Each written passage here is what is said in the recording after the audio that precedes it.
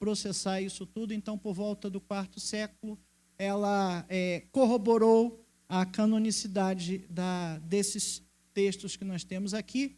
A Bíblia tem 66 livros, 39 no Antigo Testamento, 27 no Novo Testamento. No Antigo Testamento está lá dividido em lei, os livros históricos, depois eu tenho os livros poéticos ou de sabedoria, profetas maiores e profetas menores. E o Novo Testamento eu tenho os evangelhos, eu tenho o livro histórico de Atos, eu tenho as cartas e o Apocalipse como revelação. Cartas, eu tenho cartas gerais, cartas pastorais, eu tenho as paulinas e as demais cartas. O que mais?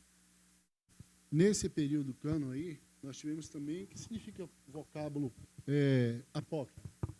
Apócrifo foram os livros espúrios, né? Os livros que não foram, por assim dizer, canonizados, não foram aceitos no cânon da Bíblia, por questões de não ter harmonia, por questões de não ter testemunho interno do texto bíblico, por não ser aceito pela comunidade de fé e outras coisas dessa natureza. Nesses livros, existem informações históricas e até úteis para algumas coisas que a gente precise marcar no tempo ou entender a história como se foi, mas não são livros com autoridade bíblica. O irmão já leu a Bíblia toda? Sim. Já? Tá. Sobre bibliologia, eu vou abrir um espaço. Se os irmãos quiserem alguma pergunta sobre bibliologia, está aberto aos irmãos. Caso não, a gente vai prosseguir agora para a teologia. Alguém quer alguma pergunta, biblicamente? Bibliologia? Não, então vamos prosseguir. Teologia agora. Eu queria convidar você a discursar, né, sobre a pessoa de Deus, né, abordando aí os seguintes pontos: Deus Pai, Deus Filho, Deus Espírito Santo, né? O irmão ficasse à vontade de falar sobre Deus Pai, né, e cada ponto que o irmão possa discursar nesse momento. Deus tem uma definição do Langston que eu acho muito bacana. Deus, e também está bem parecido na nossa declaração doutrinária, Deus é espírito pessoal, perfeitamente bom, que em santo amor cria, governa e dirige todo o universo. Deus é espírito. Ali, quando Jesus se encontra com a mulher samaritana, ela pergunta onde é que era o local correto de adorar, e ele já responde: Deus é espírito, e importa que os seus adoradores o adorem em espírito e em verdade. É pessoal, desde do Éden ele se relaciona com o homem. No Velho Testamento a gente tem vários relacionamentos expressos. Perfeitamente bom. O jovem, né, o mancebo de qualidade, chega para Jesus e pergunta: bom mestre, mas por que me chamas bom? Não tem um bom que é a não ser Deus. Deus é amor, está ali em 1 João 4, 7 e 8, amados, amemos uns aos outros, porque amor procede de Deus, e todo aquele que ama é nascido de Deus e conhece a Deus. Aquele que não ama não conhece a Deus, porque Deus é amor. E ele sustém todo o universo. 1 Colossenses 1,17, ele é antes de todas as coisas, nele tudo subsiste. Deus é uma pessoa só, é um ser só, se revela em três pessoas, se revelou em três pessoas ao longo do tempo: Deus Pai, Deus Filho, Deus Espírito Santo. Pré-existente todas as três, né? O primeiro versículo da Bíblia já coloca lá: no princípio criou Deus os céus e a terra. E Deus aqui no hebraico é Elohim, que é uma palavra plural, então já está apontando para um Deus triuno, a trindade e a triunidade.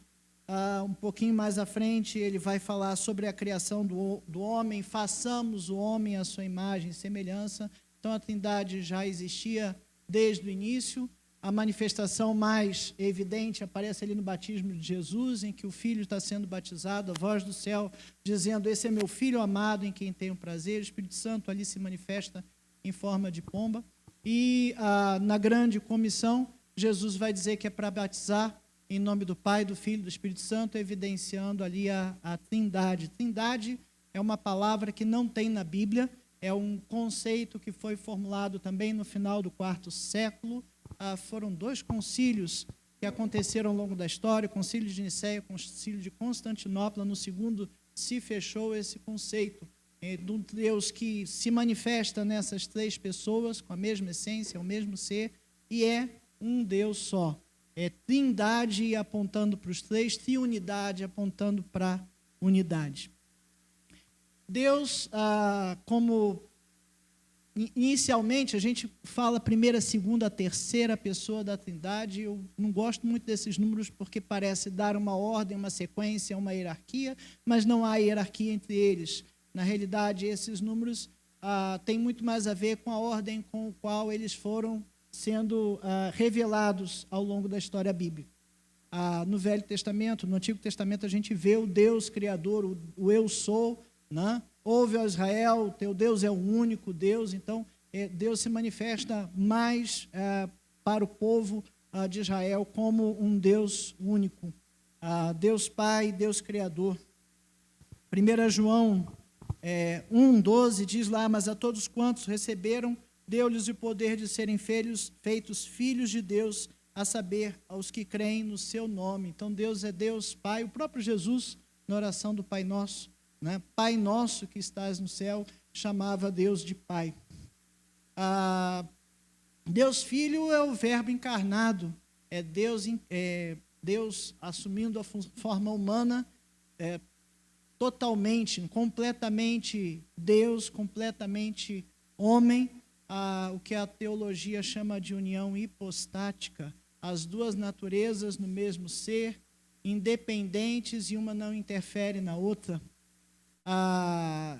João diz que no princípio era o Verbo estava com Deus, o Verbo era Deus, e mais à frente, 14, o Verbo se fez carne e habitou entre nós, cheio da graça e da verdade, vimos a sua glória, a glória como unigênito do Pai. Então, Jesus, divindade, Jesus, como homem, se manifestou ao longo da história com diversos sinais de humanidade que ele dava. Então, quando os discípulos estavam lá no Mar da Galileia e o mar estava extremamente agitado, eles desesperados, a Bíblia diz que Jesus estava dormindo lá no travesseiro, no fundo do barco, cansado, dormindo como um ser humano.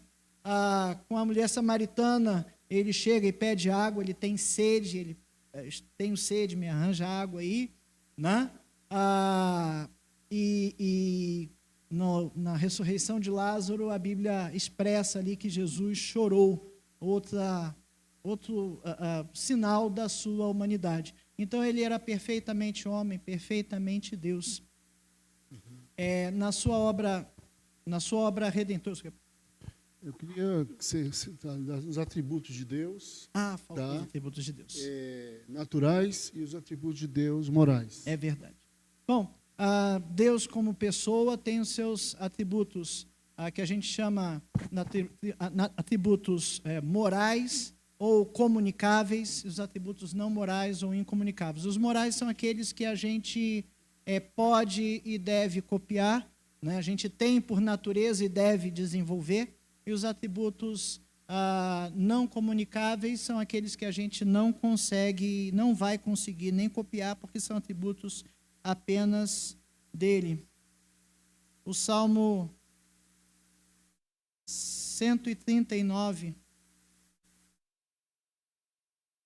já fala da onisciência e da onipotência de Deus, a onipresença de Deus. Senhor, tu me sondas e me conheces. Sabe que eu me assento e quando eu me levanto. De longe penetras os meus pensamentos, esquadrinhas o meu andar e meu deitar e conhece todos os meus caminhos. Ainda que a palavra não chegou à minha língua, e tu, Senhor, já conheces todas. Tu me cercas por trás e por diante, e sobre mim pões a mão. Tal conhecimento é maravilhoso demais para mim, sobremodo elevado. Então, para onde me ausentarei do teu espírito? Para onde fugirei da tua face? Né? Então, aqui já estão demonstradas, apresentadas pelo salmista, a onisciência e a onipresença de Deus. A onipotência é um outro atributo. Lá em Apocalipse 19, descreve um grande coral aqui, cantando Então ouvi, Apocalipse 19, 6, então ouvi como uma voz de numerosa multidão, como de muitas águas, e como de fortes trovões, dizendo: Aleluia, pois reina o Senhor nosso Deus, o Todo-Poderoso. Um outro atributo é eternidade, de eternidade em eternidade tu és Deus. Atributos comunicáveis, então a gente tem aqueles que a gente deve copiar. Deus é amor, como li agora há pouco em 1 João, né? Aquele que não ama não conhece a Deus, porque Deus é amor. Misericórdia, né? As misericórdias do Senhor se renovam a cada manhã e são a causa de não sermos consumidos. Deixa eu abrir que é melhor. Lamentações 3, 22. As misericórdias do Senhor são a causa de não sermos consumidos, porque as suas misericórdias não têm fim. Renovam-se a cada manhã, grande é a tua fidelidade. Ok? Os atributos, eu tinha... Tem mais um, tem além da onipotência, onisciência, onipresença, tem mais um do atributo de Deus natural, não tem não? Onipotência, onipresença, onisciência, eternidade... Imutabilidade. Imutabilidade. Você entende sobre Sim. isso? Tiago 1,17. Se eu não me engano, não é Tiago. Não é Tiago. Quem não há sombra de variação.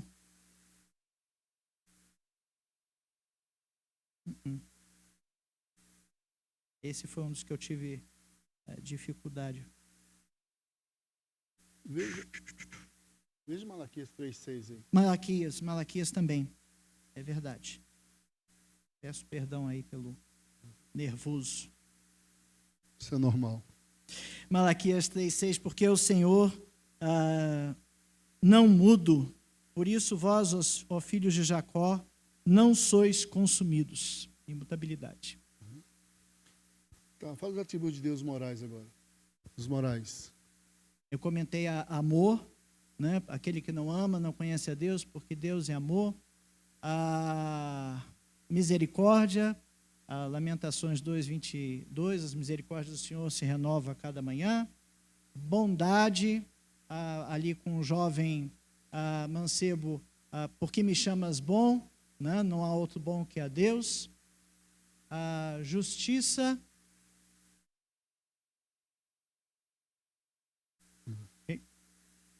Tá, nós falamos no adversário ao Deus Pai, né? Fala um pouco mais agora sobre Deus Filho, não é isso? Sobre ele, sobre, né, os Sim. pontos básicos sobre Deus Filho. Certo. Jesus, então, como eu dizia, Deus encarnado, o verbo que se fez carne e habitou entre nós. Eu comentei sobre a união hipostática, perfeitamente Deus, perfeitamente homem. Falei sobre a sua divindade, né? No princípio era o verbo estava com Deus, o verbo era Deus. Falei sobre sua humanidade, sinais de sua humanidade ali. Acho que faltou falar da obra dele, né?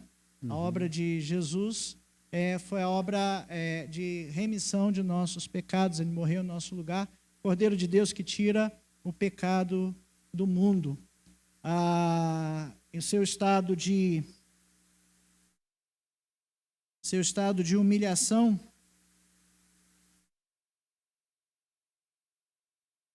em Filipenses 2,5, o pessoal chama de kenosis, a teologia chama de kenosis, esvaziamento, humilhação, estado de exaltação.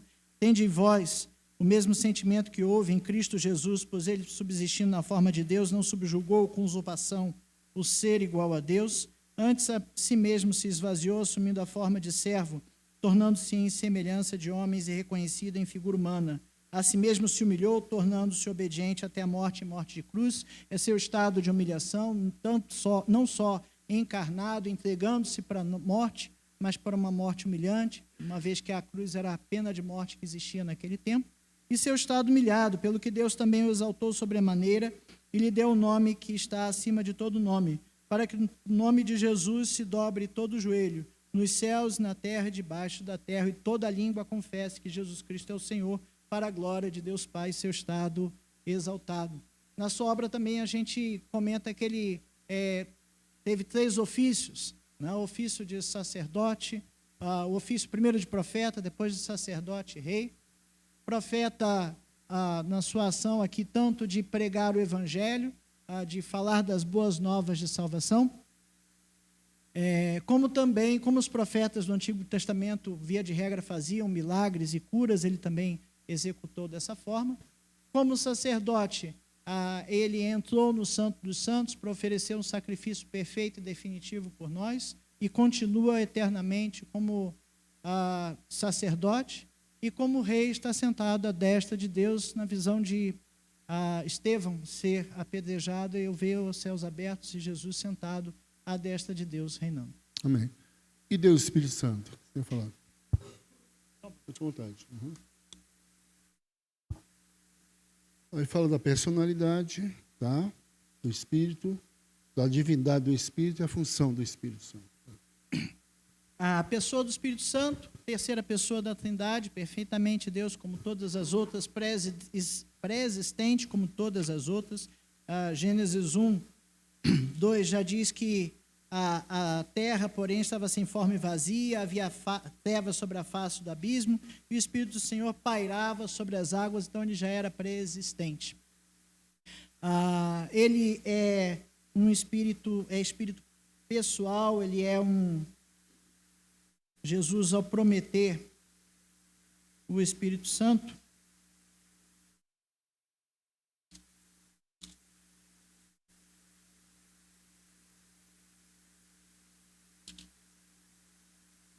Jesus promete o Consolador. João 14, 16, eu rogarei ao Pai, e ele vos dará outro Consolador, a fim que esteja para sempre convosco. Então, ele é um Espírito pessoal, está conosco. Ele pode ser entristecido. Paulo fala lá, não entristeçais o Espírito, e dá até para mentir, infelizmente, dá até para mentir a ele. Atos 5, nós temos ali a história de Ananias e Safira,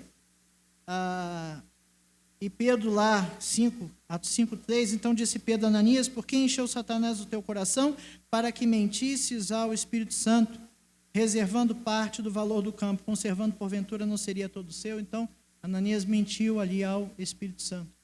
A personalidade, qual era a outra parte? Não, para mim, eu estou satisfeito já nesse assunto, tá? Os irmãos, alguma pergunta sobre a teologia Deus Pai, Filho, Deus Filho, Deus Espírito Santo? Alguém quer alguma pergunta, candidato? Senão vamos continuar, entrar agora na ciência da angiologia. O que significa angiologia? E fala para nós dessa... Opa! Não fui eu. Opa! Não fui eu. Liga os microfones. Não fui eu, pastor. Angiologia é estudo dos anjos. Né? A Bíblia diz que, em Hebreus 1,14, não são todos eles espíritos ministradores enviados para o serviço a favor dos que hão herdar a salvação? Então, anjos são espíritos ministradores criados por Deus. Gênesis 2.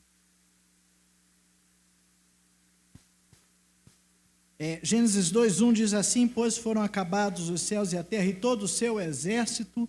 Então, são espíritos criados por Deus. Eles aparecem em várias partes ali da Bíblia, em especial ali no Novo Testamento. Aparece em sonho a José, aparece pessoalmente a Maria, aparece aos anjos ali, anunciando a chegada do Messias e dando louvor a Deus. Existem pelo menos 4 classes de anjos ali que aparecem na Bíblia. Aparece aqueles que vão, classes, anjos no geral. Arcanjo aparece só a citação de Miguel. Aparecem querubins. Querubins geralmente estão ali numa função de proteção, então aparece na porta do Jardim do Éden, quando Deus coloca querubins para guardar. Na Arca da Aliança também haviam querubins acima ali, projetados ali. E serafins geralmente em função de louvor. Dentre as funções, acho que eu já falei, mensageiros, né? Alguns anjos servem de guarda para nós. O Salmo não é anjo da guarda, mas é guarda de anjos.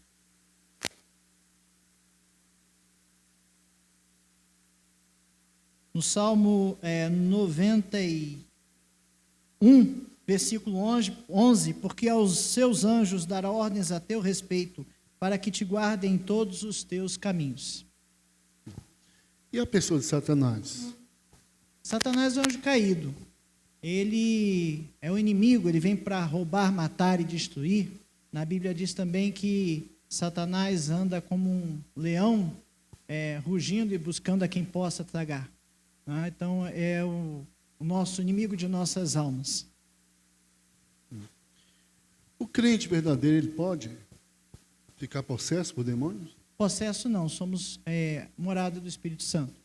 Agora, existe a questão da opressão e existe a questão da abertura que, às vezes, as pessoas dão para que o inimigo use.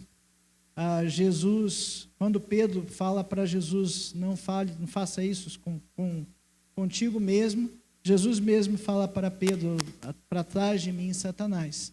Uma evidência clara ali de que ele estava sendo usado, deixando ser usado pelo inimigo. E o poder dele? O poder dele é limitado, graças a Deus. Eu amo a história de Jó. Logo no início do livro,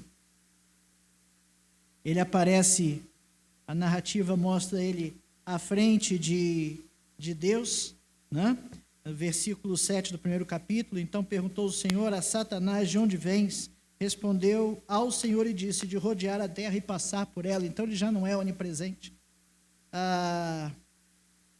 Observaste o meu servo Jó, porque ninguém há na terra semelhante a ele, homem íntegro e reto, temente a Deus, que se desvia do mal. Então respondeu Satanás ao Senhor: porventura Jó debalde teme ao Senhor? Acaso não cercaste com Sebe, e a ele, a sua casa, a tudo quanto tens? A obra de suas mãos abençoaste, seus bens se multiplicará a terra. Estende, porém, a mão e toca-lhe em tudo quanto tens, e verás se não blasfema contra ti. E disse o Senhor a Satanás: eis que tudo quanto ele tem está em teu poder, somente contra ele não estendas a mão. E Satanás saiu da presença do Senhor. Situação semelhante vai acontecer no capítulo 2, e aí já relativo à saúde de Jó. Mas ele só atuou onde Deus permitiu que ele atuasse. E o destino dele? O destino dele é o inferno.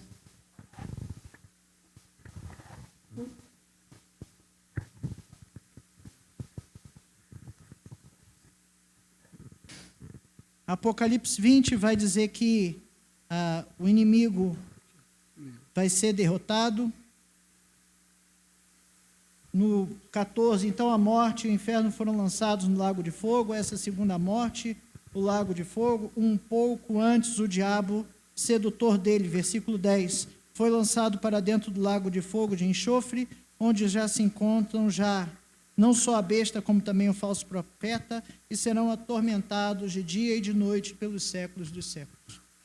Sobre angiologia, estou satisfeito. Algum irmão, alguma pergunta sobre angiologia? Candidato? Não? Então vamos para a antropologia. Fala para nós o que é antropologia, tá bom?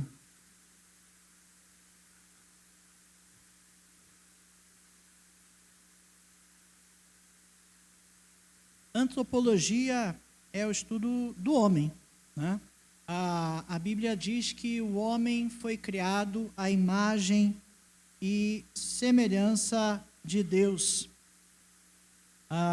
Deus o criou à sua imagem e semelhança. A gente usa a expressão imago Dei, imagem de Deus. É um conceito que busca transmitir que o homem tem aspectos naturais, morais e de relacionamento de Deus. Natural porque ele pensa, ele sente, toma decisões. Moral porque o homem tem as qualidades morais de Deus. E relacional, Deus relacionava-se com o homem, criou o homem e se relacionava com ele. Deus nos criou para nos relacionar. O pecado não apagou a imagem de Deus que tem em nós, mas embaçou, porque alterou o nosso senso de justiça. E por conta disso, nós muitas vezes pecamos. A Bíblia diz que o homem pecou, né? Deus colocou no jardim do Éden, deu a ele uma ordem de não tocar em uma árvore lá, e ele, ouvindo Satanás, pecou. E o pecado foi a desobediência, mas foi um pouquinho mais do que isso. No momento que ele ouve a voz de Satanás e não ouve, né, e não deixa de acreditar em Deus, foi um pecado do tipo: não confio tanto em você assim, vou ouvir essa outra parte aqui. E o homem desobedeceu a Deus. Dentro desse aspecto da antropologia, quais as consequências da queda para a humanidade? Para o homem foi a morte, morte física e morte eterna. O Gênesis 3 vai nos contar essas consequências a partir do versículo 15. Porém, inimizade entre ti e a mulher, entre a tua descendência e seu descendente, este ferirá a cabeça e tu ferirás o teu calcanhar.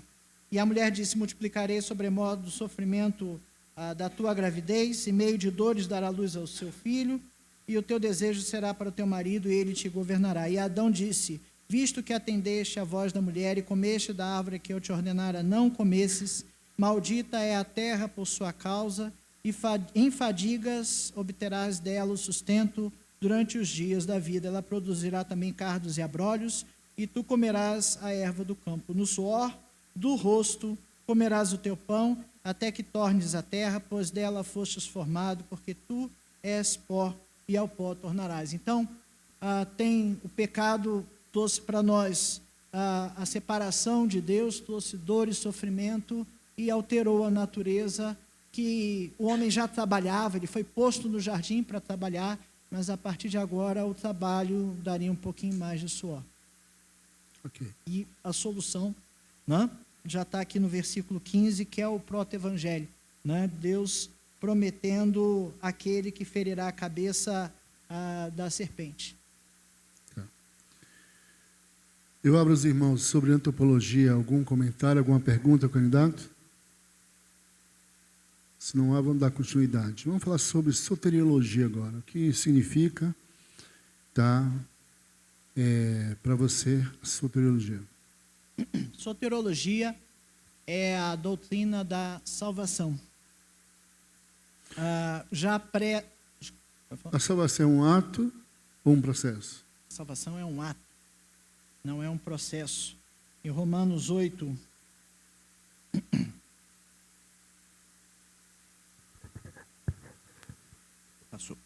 Romanos 8, a partir do versículo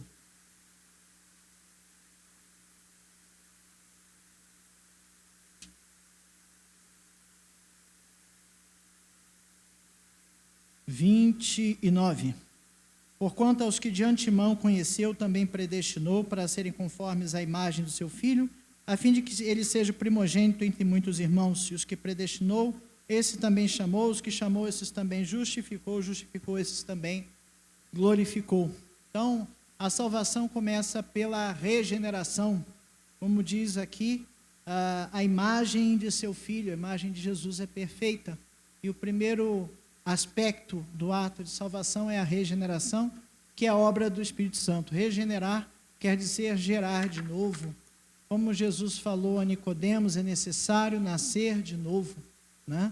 A Bíblia diz lá em 2 Coríntios que se alguém está em Cristo, nova criatura é, as coisas velhas já passaram, eis que tudo se fez do novo. A regeneração ocorre mediante arrependimento e fé. E o arrependimento e fé provocam no homem a conversão, que é a mudança de direção. Mas antes que isso aconteça, é necessário que o Evangelho seja pregado, porque a fé vem pelo ouvir. E o Espírito Santo, na sua função de convencer o homem do pecado, da justiça e do juízo, vai lhe convencer disso. aí há que se ter uma decisão do homem, João 3,16, porque Deus amou o mundo todo, aquele que nele crê não pereça, mas tenha a vida eterna, aquele que nele crê. Então, o primeiro aspecto é a regeneração, nos tornar pessoas, seres regenerados. O segundo aspecto é a justificação. Justificados, pois, mediante a Deus, temos paz com Ele. Justificar significa não ter mais as culpas do nosso pecado, do nosso erro. Né? Eu costumo ensinar que quando a gente falta no trabalho, a gente pede uma justificativa da falta. Né? Eu faltei e deveria ser descontado daquele salário, mas a justificativa vai fazer com que eu não seja, porque eu tinha um justo motivo. No caso, Jesus justifica os nossos pecados. O terceiro aspecto, e aí é um processo nosso, que é a santificação. A santificação é algo que a gente precisa praticar e exercitar e viver ao longo da vida, né? Até que a gente chegue à estatura de varão perfeito. Como isso é um negócio muito longe, muito difícil de atingir, é provável e possível que a gente fique a vida toda exercitando a santificação. E, por fim, teremos a glorificação.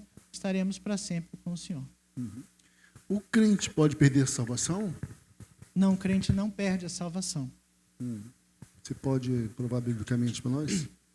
Eu gosto do texto de João, em que Jesus está falando que ele é o bom pastor, né? Eu sou o bom pastor da vida pelas suas ovelhas. Mais um pouquinho à frente,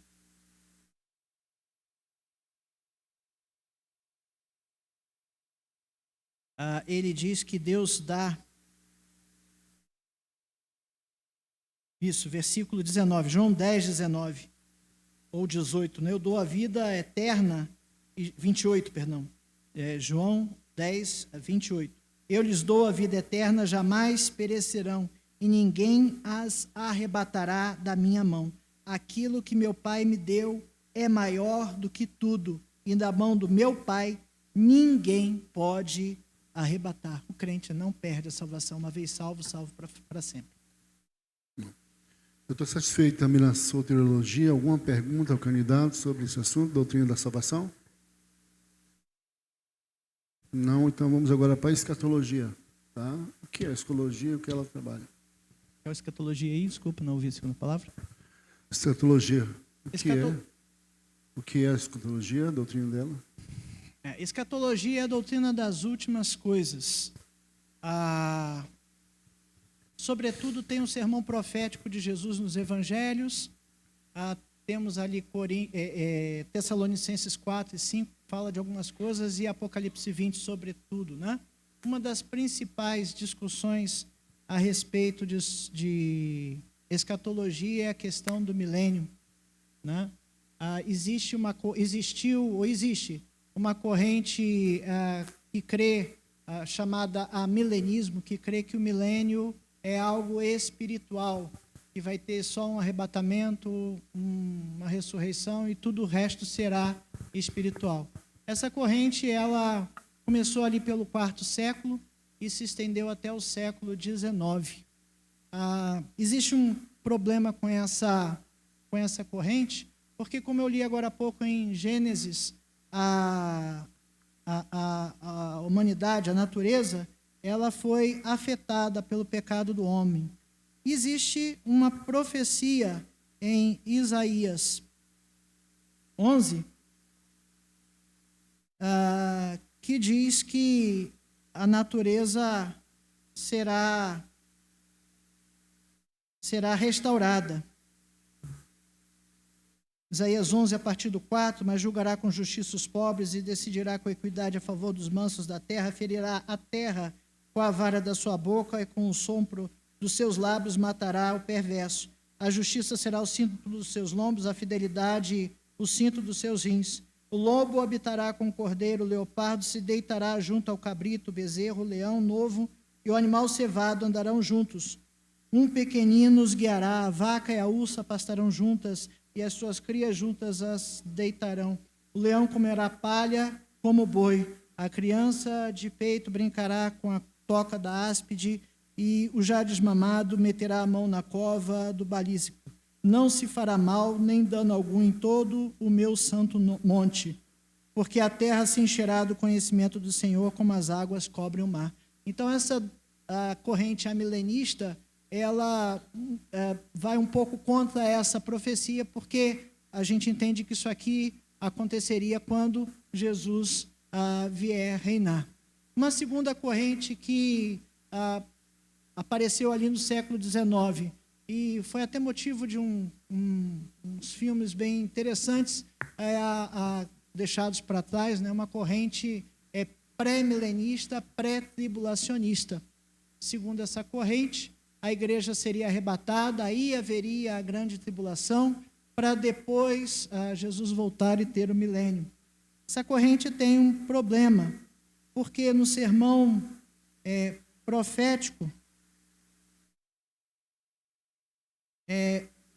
Jesus mesmo adverte que se aqueles dias não fossem terminados, nenhum dos eleitos sobreviveria. Vou para Marcos, que é mais fácil. Sermão profético, princípio das dores. A grande tribulação está prevista aqui a partir do versículo 14 do capítulo 13 de Marcos. E o versículo 20 diz assim: não tivesse o Senhor abreviado aqueles dias, ninguém se salvaria, mas por causa dos eleitos que ele escolheu, abreviou tais dias. Então, nessa corrente em que entende que a tribulação, a igreja não vai passar pela grande tribulação, vai contra essa profecia aqui que o próprio Jesus nos deixou. E a terceira corrente é a pré-milenista histórica, que é a forma como a igreja primitiva acreditava. Nessa corrente, a sequência dos eventos tem a era da igreja, uma grande apostasia, a grande tribulação, aí sim haveria o arrebatamento e a ressurreição dos mortos. Jesus governa por 1000 anos, no milênio terreno, Satanás é solto, a batalha do Armagedon, ele é derrotado e todos vão para o juízo final e os seus destinos finais. O inferno existe? Sim, inferno existe.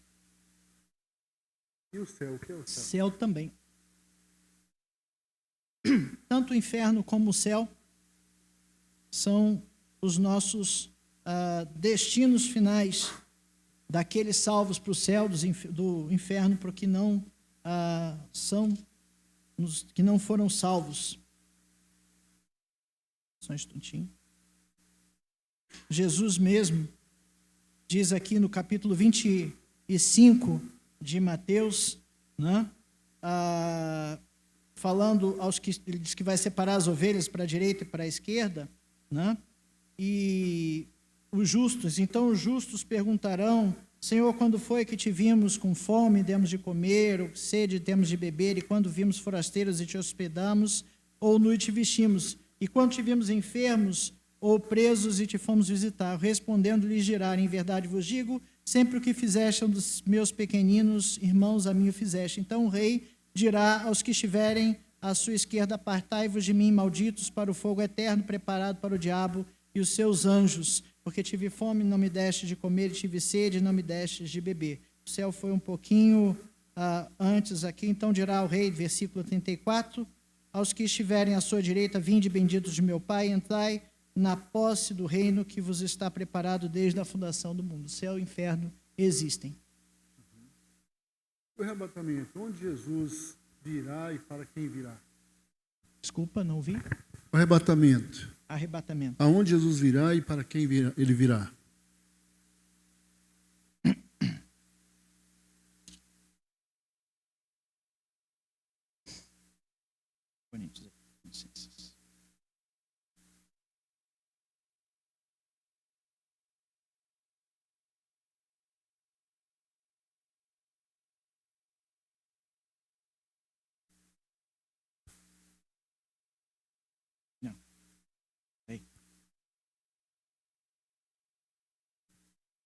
Jesus virá para todos. Todos havemos de estar à frente de Cristo. Eu me perdi aqui. Não precisa, só o que essa suposição. Arrebatamento serão para os vivos e ressurreição para os mortos. Todos seremos ressurretos, que estiverem mortos, arrebatados, os salvos antes do milênio, e todos compareceremos perante Jesus, que julgará a todos. Escatologia para mim, então, ok. Os irmãos, alguma pergunta dentro desse assunto, escatologia? Fique à vontade aí, levanta a mão, pastores. Alguma pergunta? Não? Então, vamos na continuidade. Vou falar agora sobre a eclesiologia. Tá? Fundação da igreja, missão, né? Sobre as ordenanças, sobre a forma de se tornar membros da igreja e sua forma de desligar da igreja e a igreja local, visível e invisível. Esses assuntos são tratados dentro da eclesiologia. Então, fala para nós sobre esses pontos aí. Igreja é o conjunto de pessoas regeneradas, crentes regenerados e batizados biblicamente. A fundação de igreja foi pelo próprio Jesus, né? Lá em Mateus, Jesus aparece falando para Pedro, perguntando, desafiando, né? Sobre quem os discípulos e eles achavam ou diziam que Jesus era. E Pedro responde, tu és filho do Deus vivo. E Jesus responde, bem falaste, porque revelaste a Deus e não aos homens. Tu és Pedro, sobre essa pedra edificarei a igreja. Texto que já deu uma confusão aí a respeito do fundador da igreja. Mas em Atos 4, né, o próprio Pedro, à frente do Sinédrio, ele fala lá a partir do versículo 8, então Pedro, cheio do Espírito Santo, lhe disse, autoridades do povo e anciãos, visto que hoje somos interrogados a propósito do benefício feito ao homem enfermo, do modo como o povo foi curado, tomai conhecimento, vós de todos o povo de Israel, de que em nome de Jesus Cristo, o Nazareno, a quem vós crucificastes, em que a Deus ressuscitou dentre os mortos, sim, em seu nome é que está curado perante vós. Esse Jesus é pedra rejeitada por vós, os construtores, a qual se tornou pedra angular. Então, Jesus é o fundador da sua igreja. De forma um pouco mais direta e mais prática, ela foi fundada ali em Atos 2, com a descida do Espírito Santo. Naquele momento ali, Pedro pregando, muitas almas se converteram. Pode me falar o próximo tópico? Missão da igreja. A missão da igreja. A missão da igreja é adorar a Deus, sobretudo pregar o evangelho, está lá no finalzinho de Atos, ou no finalzinho de Mateus, ou início de Atos, né? Eu coloquei a ordem dos livros aqui. No final de Mateus, Jesus passando a grande comissão, e de, portanto, fazer discípulos de todas as nações, batizando-os em nome do Pai, do Filho e do Espírito Santo, ensinando-os a guardar todas as coisas que eu vos tenho ordenado, e eis que estou convosco todos os dias até a consumação do século. Então, pregar o Evangelho, adorar a Deus, comunhão, edificação e obras de misericórdia, né? Quando tivermos tempo, façamos bem a todos, ou então ali em Atos, a gente vê na escolha na criação do diaconato, né? Havia esse serviço ali de distribuição de alimentos. E o batismo e a ceia é o quê? O batismo e a ceia são ordenanças de Jesus. Os dois são atos simbólicos. O batismo, a palavra batismo significa imersão. Ele representa a morte para o mundo e o nascimento para uma nova vida. Mas é uma representação, porque isso acontece no momento da conversão. Na realidade, é um testemunho daquilo que Deus já fez. A Bíblia diz que a gente deve crer e ser batizado. Então, primeiro crer, depois ser batizado. A ceia é o memorial que vai nos lembrar, trazer à memória o sacrifício de Cristo na cruz. Ela é executada com pão, com suco de uva, O pão representando, lembrando do corpo de Cristo dilacerado na cruz, e o suco de uva ali lembrando e representando o sangue de Cristo derramado por nós. É um ato apenas memorial, um ato simbólico, deve ser feito com toda a ordem, com toda a decência, mas, diferente de outras linhas teológicas, nós batistas não acreditamos que confere graça, que há o corpo de Cristo presente, nenhuma dessas coisas. Existe o segundo batismo? Não, não existe o segundo Você pode batismo. provar biblicamente que não existe? Você pode provar biblicamente que não existe segundo Há um batismo? texto que diz há um só batismo, mas não estou lembrando onde é que fica. Efésios 4, né?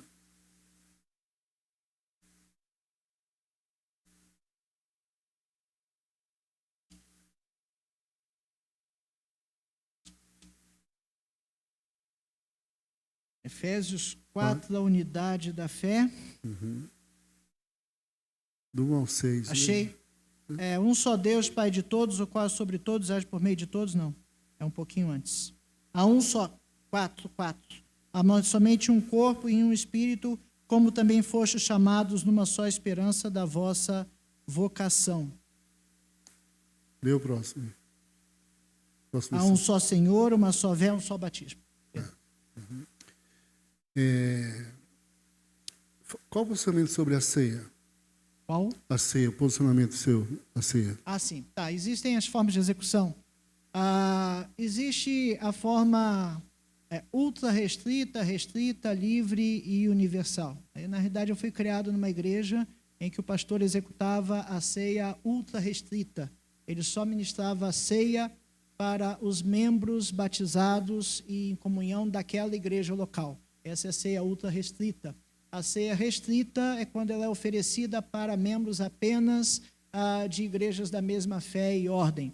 A ceia livre, ela é oferecida para todos os crentes em Cristo Jesus, biblicamente batizados, e a universal a gente nem pergunta quem vai participar. Né?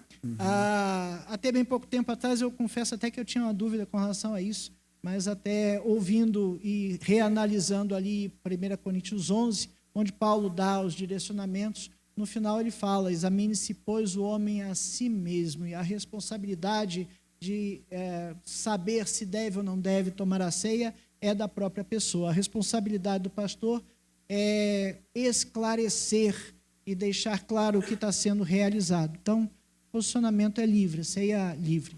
E você como pastor, qual você usaria? A livre. A livre? Forma de tornar um membro da igreja local. Quais são as formas?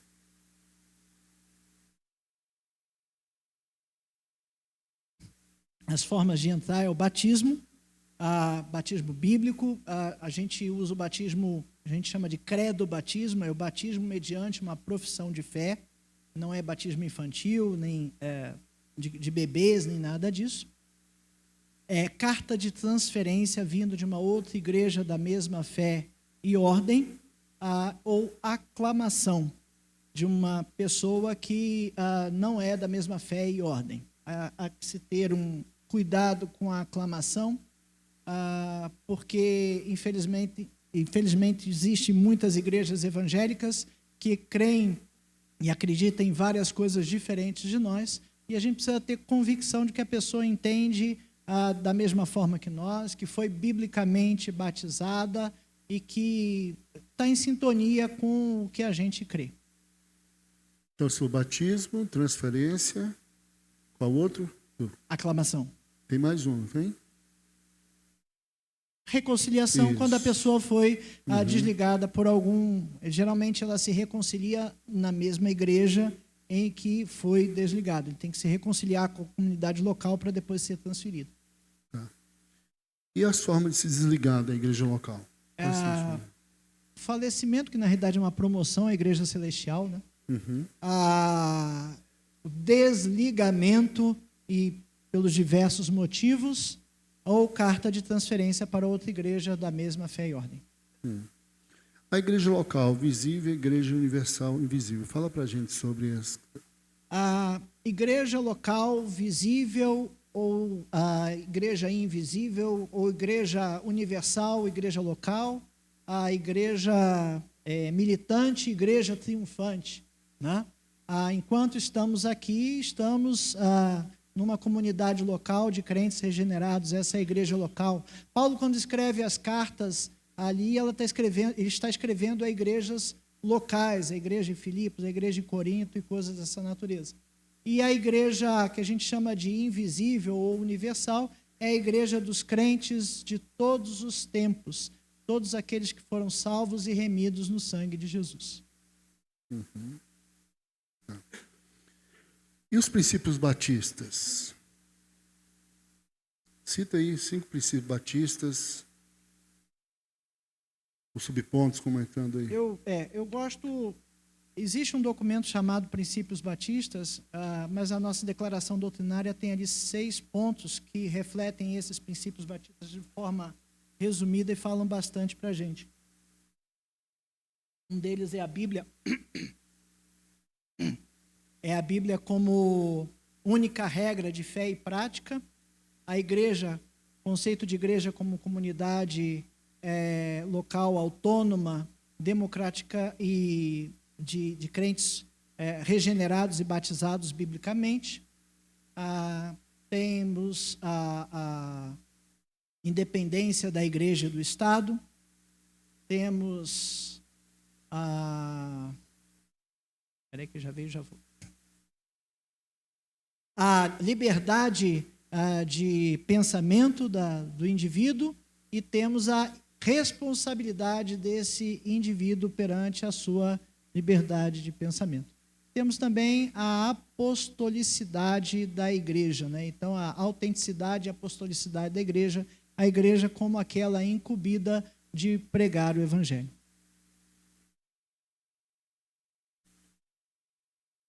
Tá. Eu quero abrir os irmãos aí sobre os tópicos aí, tá bom? Dentro da eclesiologia, função da igreja, missão da igreja, batismo, ceia, forma de tornar-se membro, forma de desligar, e a igreja com visível e invisível e os princípios. Alguns irmãos querem alguma pergunta ao candidato neste momento? Sim, pastor. Uhum.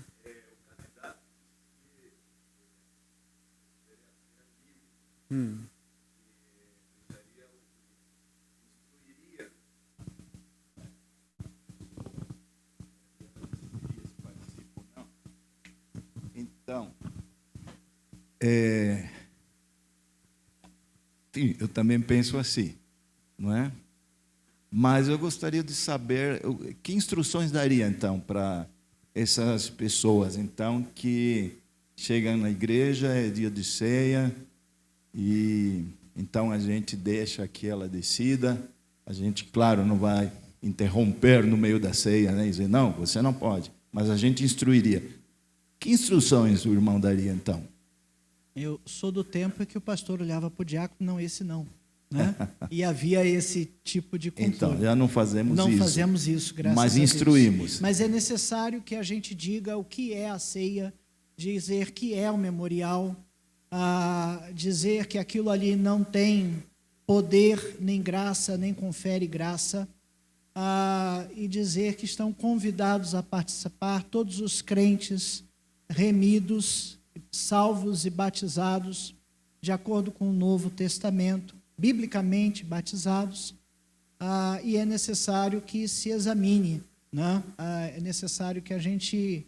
A Semana da Ceia é uma semana importante e a igreja precisava ter essa noção, que é a semana que a gente vai tendo a oportunidade de lembrar dos nossos pecados e pedindo desculpa para não ficar tudo para a hora da ceia, né? Para pedir perdão pelos nossos pecados e comer e beber o pão. Então, nesse caso, ela não seria assim livre, realmente. Você está usando uma palavra que pode confundir. Por exemplo, se entrasse um católico romano, não é? Ou mesmo um budista, e ele quisesse participar diante da sua instrução, ele estaria errado ao participar. É claro que a gente não vai interromper no meio da cerimônia e dizer, claro, mas você já deu uma instrução ali em que já não é tão livre assim, já fechou um pouco. E eu não quero adiantar, né, nada, mas eu acho correto, né? Eu entendi o seu posicionamento. Geralmente a gente não fala que a ceia é livre. essa é uma classificação que a gente usa na teologia, né? Então, nem tudo que, como a gente entende, é um jeito de nomear ou de nomear, é o jeito usual de nomear. Bom, mas geralmente realmente, na teologia, ceia livre significa aberta mesmo, sem critério, praticamente eu já é ouvi livre, livre né? e ultra livre. Né? Há várias denominações religiosas que usam isso, como, por exemplo, a igreja do R. Soares, não é? Aí é livre mesmo. Mas estou Sim, senhor. satisfeito aí. Obrigado. Alguma mais pergunta ao candidato dentre esses tópicos aí que nós... Sim, pois não? Acho que somente houve uma dificuldade, porque acabou se confundindo a livre com a ultra livre. São duas. Geralmente pastores progressistas, com um pensamento mais aberto, aquela questão que a gente já sabe que está aí dentro do contexto eclesiológico nosso, tem promovido a ultra livre, ou, como o irmão colocou, a universal, em que chega lá um pessoal do terreiro e participa.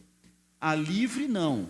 A livre é para crentes em Cristo Jesus, lavados e remidos, batizados e em comunhão com as suas respectivas igrejas e que estão ali. Aí pode ser de uma outra denominação, a livre. Já no caso, a restrita é só para batistas, né? E a ultra restrita, batista da igreja local. Então, talvez o candidato ele poderia ter firmado bastante nessa questão de que livre é para crentes. Ultra livre chega qualquer um e começa a comer o pão e beber o vinho, né? Só isso.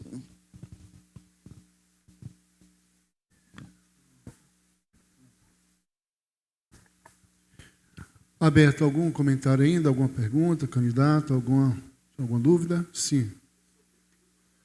Sobre os tópicos aí que nós tratamos, missão da igreja, batismo, como tornar membro, né? Isso. Eu tenho outra questão aqui. Dentro de eclesiologia, tá? Dentro de eclesiologia, certo. Tá? O candidato afirma aceitar, né, reconhecer os princípios e a declaração doutrinária da CBB, não é? Sim, senhor. Conforme. Então, no item 19 da declaração, que é o último item, justos e ímpios, tem uma questão escatológica ali, né? Das posições que o irmão citou 3. Para mim não ficou muito claro qual das 3 realmente você abraça, né? E para o pastor Reginaldo ficou claro. Ele falou 3ª. Só queria confirmar isso. E sendo que o ponto 19 aqui da declaração doutrinária da CBB, sobre justos e ímpios, ela não fecha essa questão dessas 3 posições. Ela parece mais amilenista. E o amilenismo não acabou no século XIX, né? Nós temos amilenistas até os dias de hoje. Aqui mesmo, com certeza, tem uns 2, né? Eu e mais outro.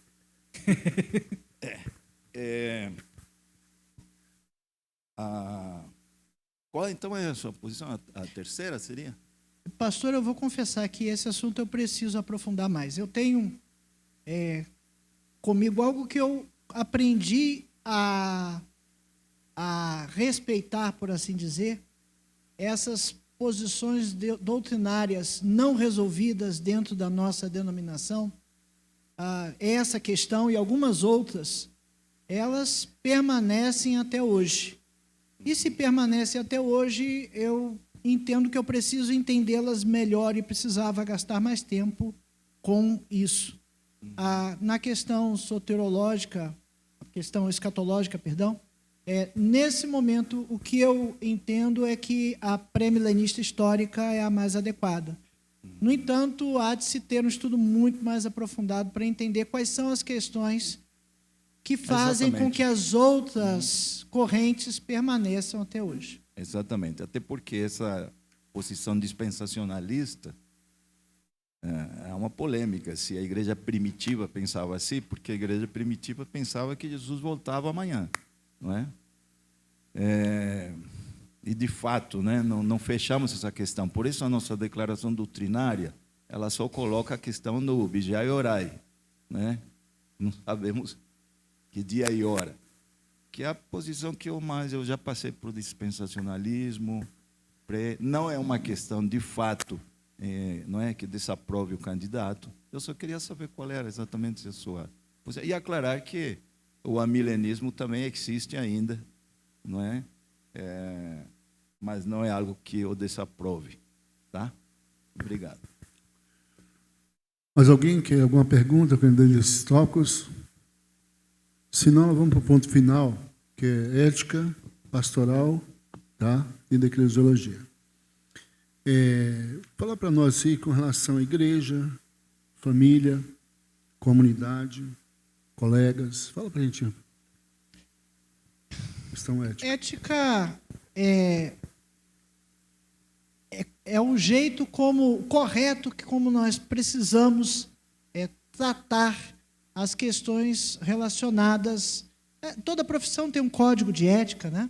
Aí, como pastor, nós também temos o nosso código de ética. Já olhei, reli lá o código de ética da Ordem dos Pastores. E há de se ter tratamento correto, começando pela família, a forma correta da gente criar e educar nossos filhos, tratar nossa esposa, nosso jeito de nos relacionar com a sociedade como um todo, uma forma correta, reta e bíblica. No que tange à igreja, a gente precisa lembrar que a igreja não é nossa, a igreja é do Senhor, e nós estamos ali à frente da igreja com uma grande responsabilidade de cuidar do rebanho. Então, há de se ter discrição nos assuntos que são tratados, há de se ter firmeza doutrinária naquilo que é ensinado e naquilo que é avaliado. Sobretudo, a ética vai acabar acontecendo e vai mais entrar em cena quando a gente tiver problemas para resolver. A verdade é essa, né? Nesses momentos, a nossa ética vai ser um pouco mais desafiada. Ao ensinar, ao falar, a gente tem a ética desafiada ali, mas no tratamento é importante que a gente tenha, então, a discrição, o carinho, o cuidado, a entender as questões pessoais dos membros da igreja, tentar e buscar orientar à luz da Bíblia como proceder. No que tange a outros pastores, entender que cada pastor tem o seu posicionamento e muitas vezes toma decisões com as informações que tem, e a gente de fora muitas vezes não tem essas informações. Então é necessário respeitar, é necessário consultar, conversar. São questões que ao longo da vida eclesiástica vão aparecendo, né? A ética com a família, a ética com a igreja, a ética com a sociedade, né? A ordem dos pastores, a convenção e os nossos órgãos denominacionais. Nós temos alguns assuntos que não é de agora, nem lá atrás, né? Lá em Roma mesmo tinha muito isso. Como é que você vê, como é que você está pronto a se dar com a questão com o lesbianismo, o homossexualismo hoje, na atualidade, como pastor? A igreja tem sido muito desafiada nesses últimos tempos, porque, infelizmente, vários desses pecados, que em um momento histórico atrás, alguns anos atrás, alguns deles eram até crime, previstos no nosso Código Civil, hoje viraram uma questão de, entre aspas, liberdade de opinião. Nós temos que manter o pé fincado na Bíblia. Ela é a nossa única regra de fé e prática. Então, homossexualismo, isso não é agradável a Deus. Levítico fala ali que é abominável a Deus todas essas coisas, e a gente precisa tratá-las da forma bíblica. No entanto, a gente, como igreja, e como Jesus fazia, precisa acolher o pecador, né? tratar do pecador, acolher o pecador sem validar, sem apoiar o pecado. O pecado é condenado e é condenado pela Bíblia. Então, precisamos tratar dessa forma. Eu tenho visto como um grande desafio, né? Infelizmente, essas linhas de pensamento têm estado extremamente sensíveis e, ao dizer que está errado, já se sentem ofendidas. Então, há de se ter um cuidado para falar, um cuidado para tratar, mas não se pode deixar de falar o que é certo, o que é errado à luz da Bíblia. E você, na visão política, como é que você se vê como pastor de uma igreja? Como é que você trataria essa questão? Paulo é claro para nós, em Romanos 13, nós temos que orar pelas nossas autoridades. Então, politicamente, nós precisamos orar pelas nossas autoridades. A visão política, a posição política do crente é uma consciência dele como cidadão. A igreja não pode se meter com política. Política é algo necessário para a nossa sociedade. Lá em Juízes tem o prólogo de Jotão, né? E que as árvores são convidadas a reinar, né? E porque as boas não queriam, o espinheiro acaba reinando. Então a gente precisa dela, faz parte da nossa vida em sociedade e que é uma escolha pessoal de cada membro. No entanto, nós precisamos lembrar que, como sociedade, os políticos, os legisladores, os juízes, o pessoal do executivo, realiza, julga e executa leis, as quais nós temos uma responsabilidade indireta na sua confecção, porque elas são feitas pela sociedade a qual nós fazemos parte. Então, há que se ter uma responsabilidade individual, uma consciência própria de cada um, em quem votar e como votar e o que fazer. Mas, na igreja, não é o lugar da gente debater questões políticas ou questões de candidato. Precisamos, sim, debater questões como essa que o senhor citou e outras que têm aparecido no nosso meio. Eu quero abrir aos irmãos esse último tópico aí. Sim, pastor.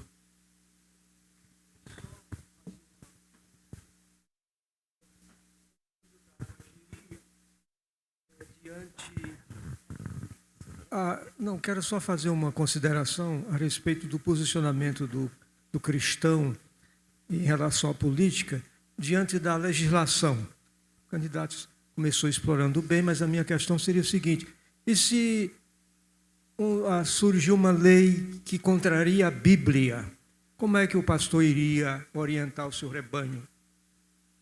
Importa mais obedecer a Deus do que aos homens.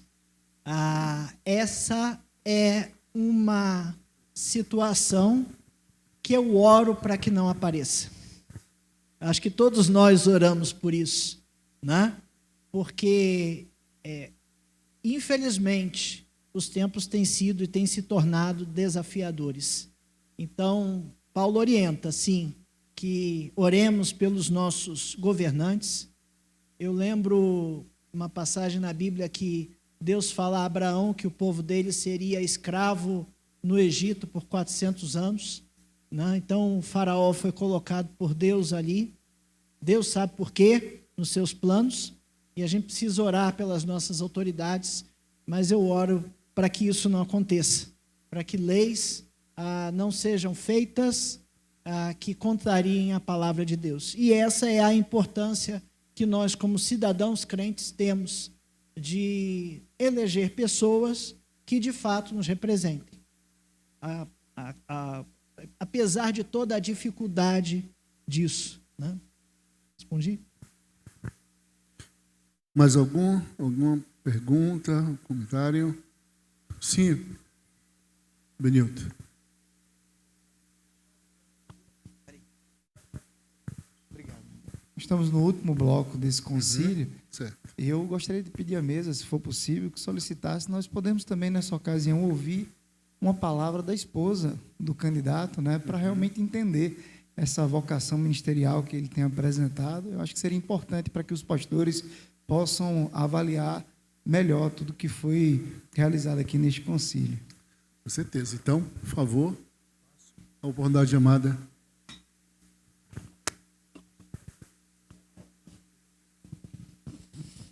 Ui.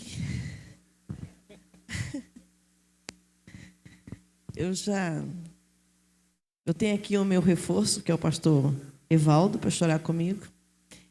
Irmãos, cada pergunta feita aqui, eu ficava, Senhor, abençoa. Muitos momentos eu parei para orar. Porque a gente entende o chamado, temos a consciência, o sentimento, o amor ao serviço na casa de Deus. Eu nasci num lar cristão e estou até hoje, com 53 anos de idade, servindo ao Senhor com alegria em meu coração. Quem me conhece sabe o quanto eu amo servir. Estamos casados há 28 anos e nestes 28 anos o Senhor vem confirmando o chamado em nossos corações. E nos 5 anos de namoro, 4 anos, 9 meses e 1 dia, se eu não me engano, o Senhor já estava tratando nossos corações. E quando eu chamei o Saulo para fazer seminário comigo, ele disse, não, isso não é para mim, não. Eu, Senhor, tá bom. Eu não entendi que eu ia casar com um pastor. Tá bom. E quando Deus chama neste ano, o Senhor trouxe a clareza no coração de que Ele responde e Ele fala.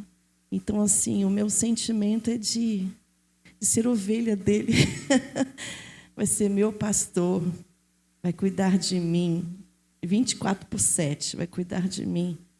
Então, assim, a gente confirma, eu tenho uma consciência de que o amor que Ele tem pelo Senhor é o que faz a diferença no ministério pastoral, que o Senhor o chamou e vocacionou.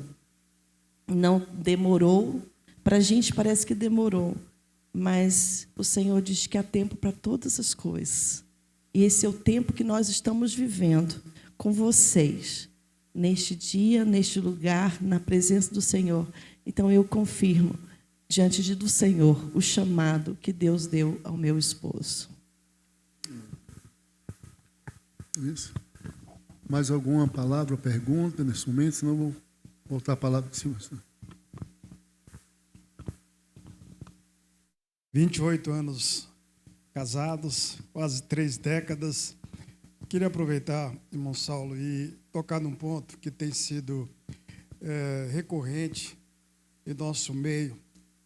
Durante a semana surgiu a notícia do 4º casamento de um pastor. Não vou citar nomes, evidentemente, para não exposição, mas e também desconheço, só estou pegando o gancho da notícia. E os números comprovam, irmão Saulo, que há um crescimento, né, em nosso meio, né, de casos de divórcio e de novo casamento, né, inclusive entre pastores. Eu queria ouvir do amado a sua posição sobre este tema ético. Ou seja, no caso, como o irmão trataria destas questões como pastor. Cada caso é um caso. Não dá para a gente colocar uma régua e dizer é ou não é. O plano de Deus foi unir um homem a uma mulher e que eles vivessem até o final de suas vidas. Mas, às vezes, o relacionamento se desgasta. Não vou nem falar da questão de traição, né? E acontecem, infelizmente, casos de traição. Mas o final disso é que o relacionamento, às vezes, se desgasta. E coisas podem acontecer. É difícil a gente colocar uma regra e dizer sim ou não, aceito ou não aceito. A tentativa é, no caso, e detectando a situação do desgaste no casamento, tratar o mais breve possível, o mais cedo possível. Casamento é uma coisa complicada, é uma coisa difícil. Nós estamos há 28 anos casados, mas brigamos. infelizmente, né? São pessoas muito diferentes, as duas pessoas, né? São costumes de duas famílias, e há de se ter compreensão, há de se ter paciência, há de se ter respeito, há de se ter longanimidade, muita longanimidade, muita paciência. E às vezes os casais chegam em pontos em que eles não foram, talvez, ajudados, talvez não perceberam, e chegam num ponto de ruptura. A tentativa, pastor, é evitar. A tentativa é identificar e evitar que isso aconteça, trabalhando com aconselhamento, trabalhando baseado na Bíblia, trabalhando o relacionamento o mais cedo possível, né? De preferência desde cedo, antes que aconteça, né? Antes, durante, né? Desde o namoro é importante que as pessoas entendam o que é o namoro, o que é o compromisso do namoro, o que é o compromisso do noivado e do casamento, e que aquilo é para a vida toda. Não sei se eu respondi. Mais alguém? Alguma palavra, colocação? Sim, pastor Roberto.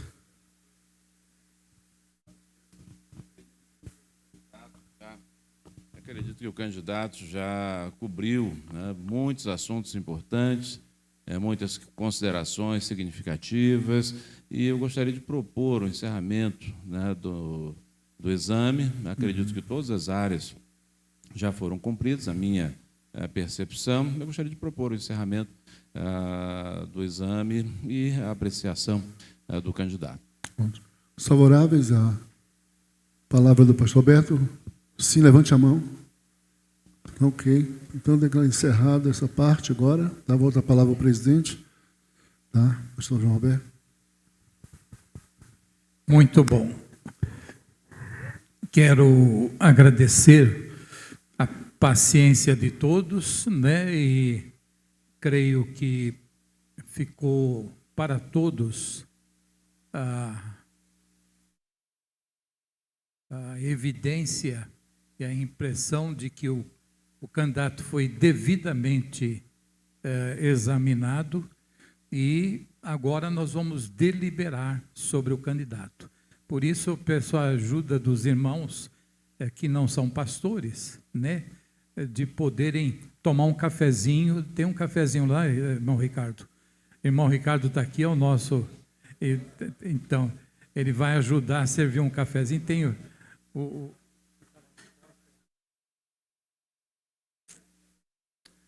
e nós vamos, dentro de 1h30,